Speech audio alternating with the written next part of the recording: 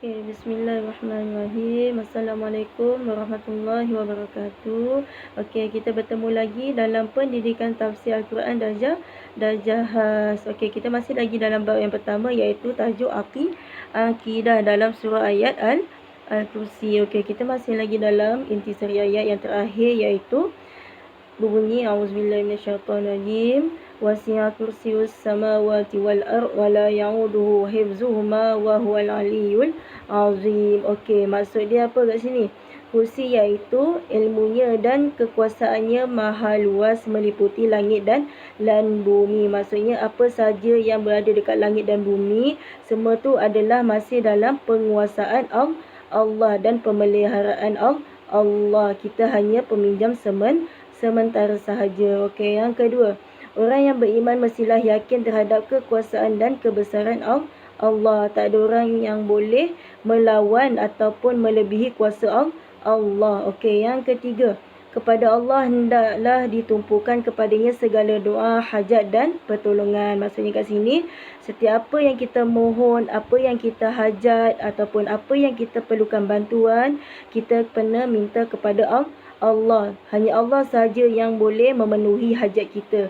Sama ada dia nak terima ataupun tidak, sama ada dia nak makbulkan ataupun tidak. Adakah hajat kita tu mendatangkan kebaikan ataupun keburukan. Okey, dan yang keempat, iaitu hanya Allah yang layak disembah dan dipohon kepadanya segala perlindungan. Okey, maksudnya hanya Allah sahaja yang kita wajib sembah. Selain Allah tidak boleh. Okey, akhir sekali iaitu pengajaran ayat daripada ayat Al-Kursi. Okey, yang pertama iaitu mentauhidkan Allah Subhanahu Wa Taala adalah asas akidah dalam Islam. Maksudnya kat sini, selagi mana kita beriman kepada Allah, selagi itulah iman kita akan bertambah. Okey, yang kedua, kita wajib meyakini bahawa Allah meliputi segala sifat kesempurnaan. Okey, maksudnya sehebat mana pun kita sebagai umat Islam dekat muka bumi ini, tidak boleh melawan dengan kuasa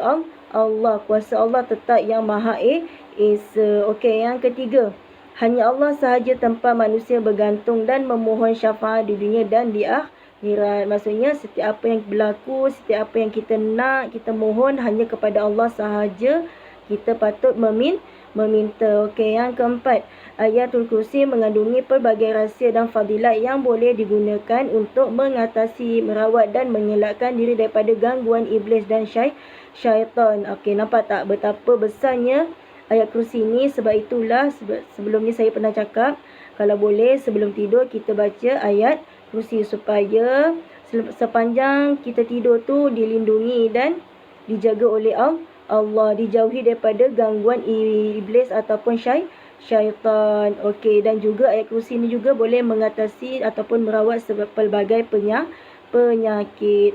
Okey, dan akhir sekali iaitu meneliti dan mengkaji suatu yang dicipta oleh Allah akan menambahkan keimanan seseorang terhadap kebesaran, kekuasaan dan keagungan Allah. Maksudnya setiap apa yang kita kaji, setiap apa yang kita nak, kita hanya perlu bermohon kepada Allah. Okey, itu saja daripada Ustazah. Assalamualaikum.